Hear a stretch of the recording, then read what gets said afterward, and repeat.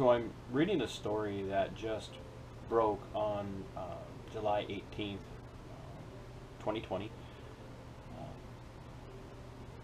By the time this video is published and comes out, it'll be a few days old, and there may be more information. But I wanted to comment on it now and get it ready to process and upload to my channel. For this reason, here it is. It's Hardin County couple gets ankle monitors after COVID-19 quarrel with health department. The dateline is Elizabethtown, Kentucky. It's posted by some local news outlet. I'm actually really impressed that they covered it the way they did.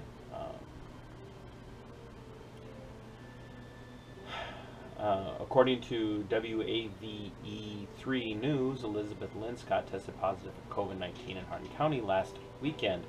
So this story breaks today. A Kentucky couple is wearing ankle bracelets after a run-in with health department. The health department asked her and her husband to sign quarantine papers, but says the couple refused. Days later, law enforcement showed up at their door. This is a health issue, people. We need to understand this. This is a health issue. Okay? Do I think that if they tested positive, they should quarantine? To a degree, yeah, I absolutely think that's wise. We've taken precautions in our household and been prepared to do that on several occasions. My wife just recently had contact with someone who had tested positive, and then the test on the person she had contact with, who had contact with the positive person, came back negative. So she had been prepared to quarantine, and for the good of the community, and I have no problem with that. Even from a biblical perspective, it's the sick who are quarantined, not the healthy.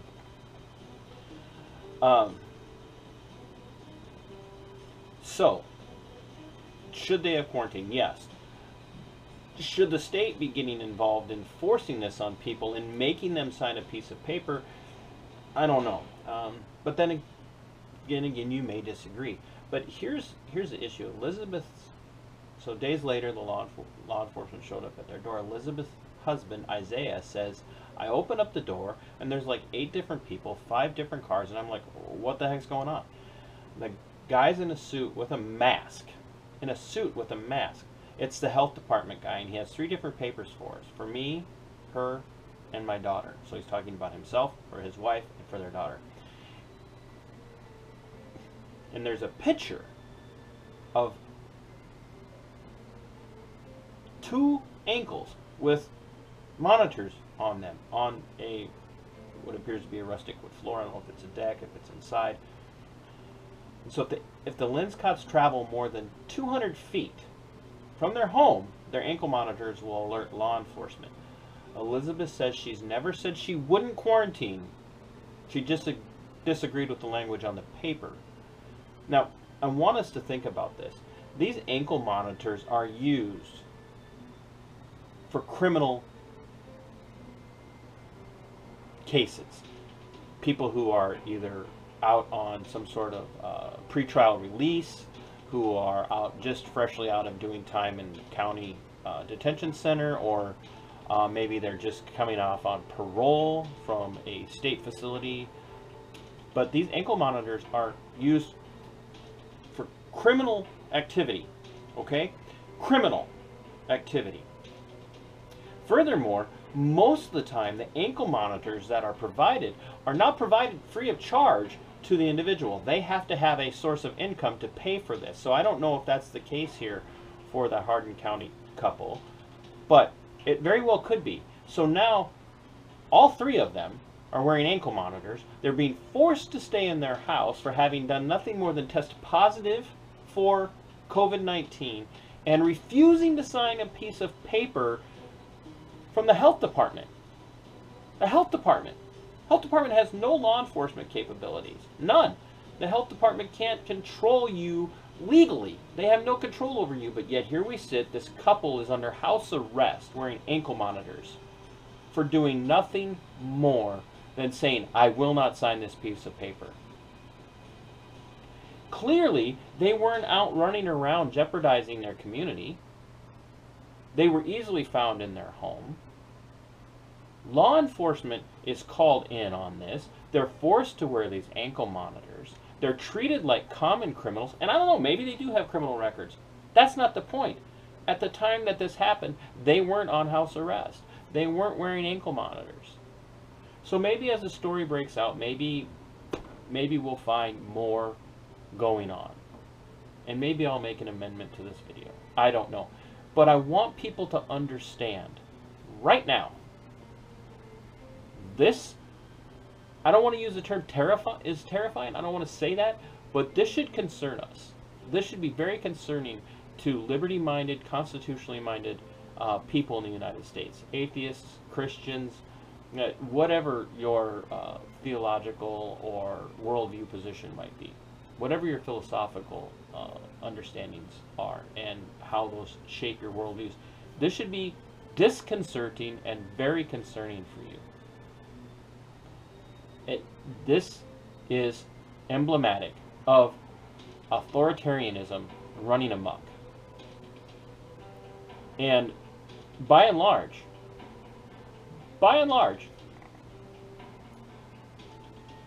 so many people in the United States right now are blindly and blithely going along with this because they want to be safe. And anybody who isn't willing to keep them safe needs to be criminalized. And this is the nature of everything that's been happening since the middle of March.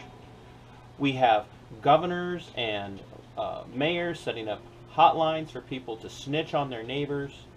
We have people being publicly shamed in public transportation like trains and buses. We have people being publicly shamed for being on public property without masks on. We have mothers being arrested in public parks for daring to go and use a public park, even because it was ordered closed by the local government agencies. We have, and sometimes they're pushing it to the point of arrest. It has to at points. At some point, somebody's got to stand up and say, enough's enough. I'm going to take the hit for the cause of freedom. But this is, like I said, emblematic of the coming authoritarian rule that is going to be ushered in if the American populace does not wake up and resist the tyranny that's coming our way. That's already here. There's no reason in the world these people should be on house arrest. None. They broke no laws. They have been, their due process has been violated. Completely violated. You can't order somebody to stay in their house. And if you are going to order them to stay in their house, you had better get the criminal justice system involved. They did nothing to deserve this. Now, there again, maybe I'll end up retracting this. I can't say yes or no. But if this can happen to you without the courts being involved, and you having your day in court to be represented either by yourself or by an attorney and say, Your Honor, I haven't committed a crime here, why am I being forced to live like a criminal? Over a public health issue. And people dare tell me that I'm overreacting? People in the church tell me to overreact. People that I am affiliated with through my different family connections tell me I'm overreacting. They just go along. It's for your good. It's for the good of other people. No, this is not for the good of other people. And this ties into the story that was released not too many days ago that originally came out that said the Arkansas National Guard was going to be helping to transport people to camps and facilities where they could be isolated if they couldn't isolate properly at home. Now the story was amended and said, oh, the National Guard's not going to be transporting them, but they're going to be supervising them. Okay, so let's say that the original story was wrong. So let's say the National Guard isn't going to be involved in transporting them. That it's going to be public health people. And that these people are going to be going willfully. But one part of that story was, and this is Arkansas National Guard, that the public health department will help people get to these camps, to these facilities, if you will, where they can isolate if they can't properly isolate at home. Well, what's properly isolate at home mean? Who's going to define that? Does the public health department define that? Well, we don't feel like you can properly isolate away from your family, so for your safety and the safety of your family, we're going to take you away. What if that person says, you know what, my family and I are okay with how we're going to isolate here, so I'm not leaving? Then what? Do we have another situation like what we're seeing here in Kentucky? I mean, people wake up. Wake up. We need to understand that this is not American. This is not constitutional. This is not proper. This is not right. It has got to stop. And the reason I'm saying it's got to stop is I don't want to see this come to violence. We've already seen things related to mask wearing and social distancing end in violence. A young man stabbed a 70-plus-year-old man in Michigan the other day and ended up shot to death. I believe he was shot to death by law enforcement. Over what? Because he wasn't wearing a mask and the old man thought he should. No. Like, I'm against mask wearing. Like, I'm not going to turn it into a fight. I'm going to resist as much as I possibly can, but I'm not going to turn it into a fight. I'm against all of the quarantining of healthy people or people who just simply test positive. I'm against mandatory quarantines. But if you're sick, stay home. But who gets to determine how I isolate safely? Who makes that determination? And what happens if I say I'm not going to isolate where you want me to isolate? I'm going to isolate at home with my family, and we're going to run that risk as a family. Medical freedom, medical liberty says we're going to run that risk as a family. And they say, nope, you're not going to run that risk as a family. We're going to take you so that you can expose your family. All for a virus that has a 98.9% survival rate. Like, let's just say it's a 95% survival rate. It can't, it's got to stop. All of this has got to stop. Because sooner or later, it's going to end in violence. Somebody is going to say, I'm not letting you take me from my home. I'm not letting you take my child from my home. I'm not going to let you take my spouse from my home. They're staying here, and they're going to say, no, we're coming in, and someone's going to get shot. Someone is going to get killed over this. And it might be a public health official. It might be a law enforcement officer. Over what? Over what? Over a very real virus with very hyped up consequences. Are we comfortable with that, people? Are we really comfortable with that? And yes, I know that this channel is and it does come from a biblical perspective and a constitutional perspective. And so people, you might be asking, well, what's biblical about this? Well, biblically, we're supposed to submit to the ruling authority of the United States, and the ruling authority of the United States is the Constitution of the United States. And that means that people in positions of power who've taken oaths to the Constitution of the United States and oaths to the Constitution of their individual states have to submit to those things.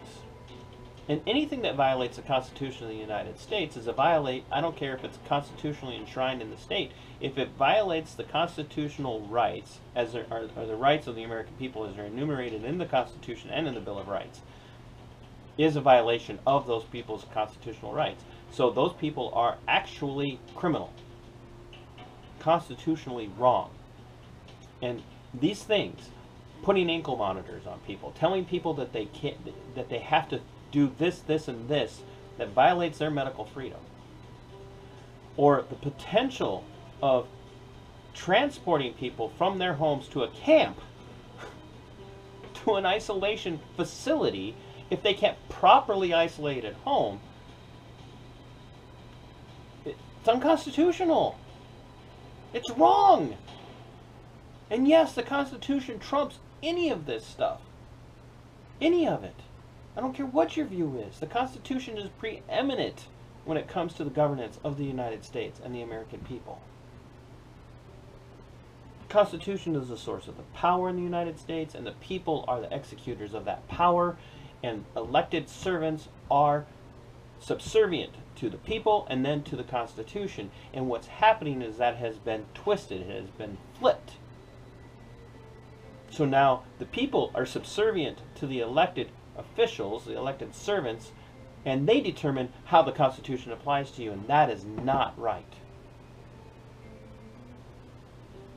This couple, this family, these 3 people in Kentucky, in Hardin County, have been abused. All in the name of what? The potential is there to see this happen in places like Arkansas, where the National Guard is monitoring and supervising and helping in these facilities, where people could be transported there if they can't properly isolate. This has got to stop, because I don't want to see somebody get hurt. I don't want to see somebody's constitutional rights violated.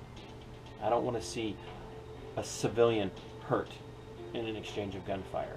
I don't want to see anybody in law enforcement hurt in an exchange of gunfire over something like this. But the powers that be are forcing this to happen. They are bringing this about. They are manipulating and twisting these situations to cause that to happen. Why, I don't know. But that is what's happening. Somewhere along the line, someone has to say enough is enough, and we have to start shutting this down before it gets out of hand. For the sake of the peace and prosperity of this country. At some point, those things are more important than a virus that isn't killing nearly as many people as we were told it was going to kill. Stand up. Resist peacefully. Demand true justice.